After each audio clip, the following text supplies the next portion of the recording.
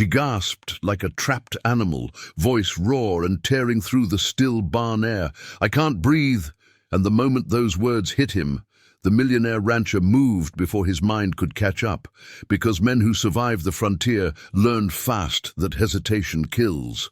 And when he lifted the rough cloth from her face, his heart froze solid, as if winter itself had reached inside his chest and clenched. Because staring back at him were wide, terrified Apache eyes, glassy with panic, lashes wet, lips blue at the edges, and for half a second the world stopped breathing with her. If you're here for stories where one moment changes everything, hit subscribe now and stay with me, because this is where fate grabbed a hard man by the throat and refused to let go.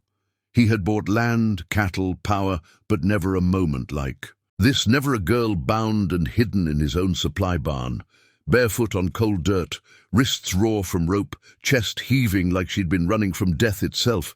And when she sucked in air again, shallow and painful, he dropped to his knees without caring how it looked, cutting the rope with a knife he'd used on rustlers, his voice low and steady the way you calm a spooked horse, telling her to breathe with him. Slow, easy, while inside his skull questions detonated one after another. Who did this? How long had she been here? Why on his ranch? Why Apache? Why alive? She flinched at his touch, not wild, not screaming, just a controlled fear that told him she'd learned the cost of noise.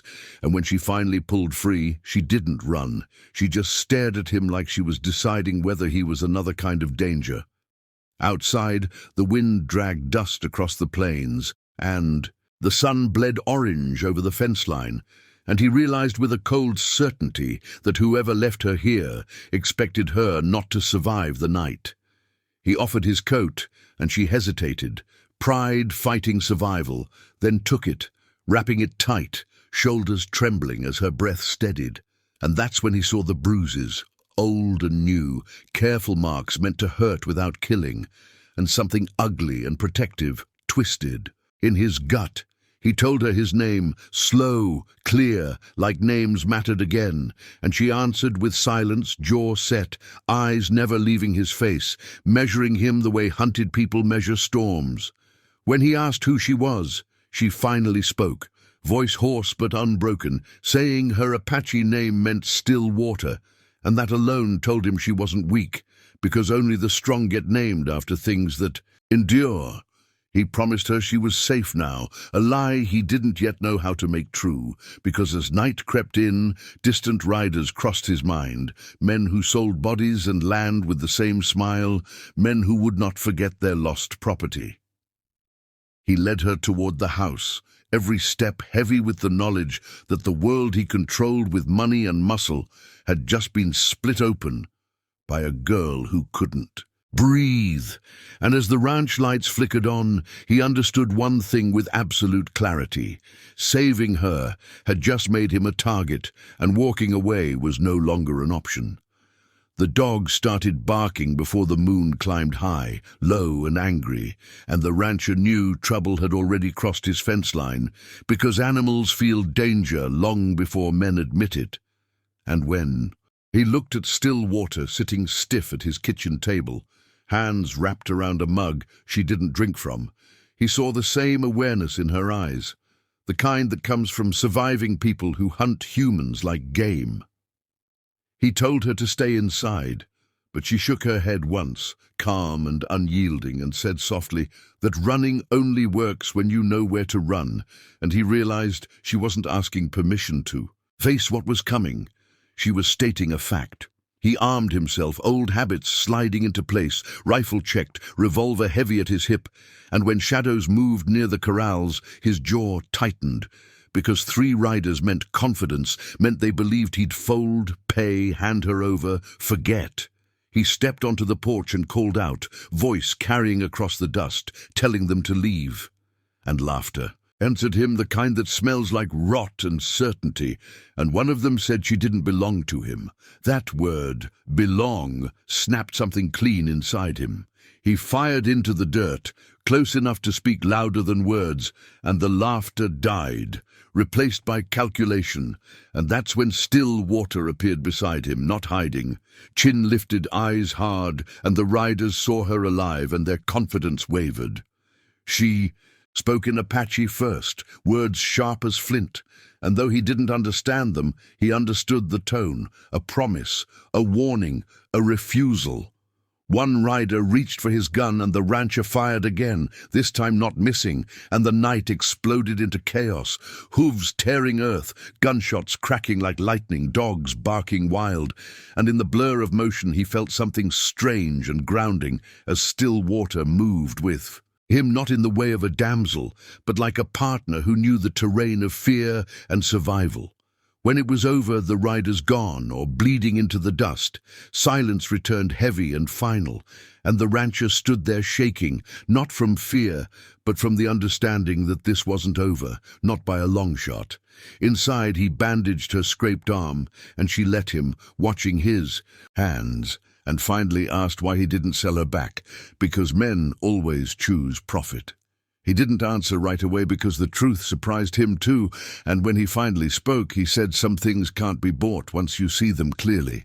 She studied him like the horizon and said that seeing is a dangerous gift. Before dawn, she told him her story in pieces, about being taken, about men who erased names, about learning when to be silent and when to strike, and he listened, really listened, and felt the weight of his own past, the deals he'd made that paved roads for men like those riders. When the sun rose, painting the plains gold, he made a decision that would cost him peace and possibly his life, and told her he'd help her reach her people, no matter who stood in the way. And for the first time since he lifted that cloth, she allowed herself the smallest nod of trust. They rode out at first light, the land wide and unforgiving, and with every mile the rancher felt the invisible line snapping behind him, the one that tied him to comfort and distance, because escorting an Apache woman back to her people meant declaring a side in a war that polite men pretended was over. Still, water rode straight back, eyes scanning, reading the earth like a book written in scars and signs, and when she warned him of pursuit, he didn't doubt her, because survivors don't imagine danger. They recognize it. They were ambushed near the dry wash, gunfire ripping the quiet apart, and this time there was no warning shot, no talk, only intent. And the rancher fought with everything he had, not for pride, not for land, but because the thought of her back under that cloth made his chest seize. When it ended, smoke drifting, one of the men lay dying, and with his last breath he spat that the rancher would lose everything for this. And maybe he was right, because as they reached the edge of Apache territory, riders emerged from the hills, silent, watchful, rifles steady, and for the first time the rancher felt truly small. Still water spoke to them, voice strong, and the tension shifted, not gone, but changed. And an elder stepped forward, eyes ancient and sharp, and looked at the rancher like he was measuring a storm. He asked why a rich cattleman risked his life for a girl who wasn't his, and the rancher answered simply that no one should be buried alive by cruelty, and that answer cost him something, because it was the truth. After a long moment, the elder nodded, and still water was pulled into waiting arms, hands touching her face like proof, and relief hit the rancher so hard he had to look away. She turned back once, met his eyes, and said his name like it mattered, and told him that still water runs deep, and so do choices. He rode home alone, ranch quieter than it had ever been, but his heart lighter and heavier all at once, because though he'd lost contracts, faced threats, and earned enemies, he'd gained something money never bought him, a line he would never cross again. Weeks later, a bundle arrived, simple and wrapped in cloth, containing a stone carving of running water, and with it a message that said some debts are remembered forever. He placed it on his desk, a reminder of the night a girl couldn't breathe, and a man finally did.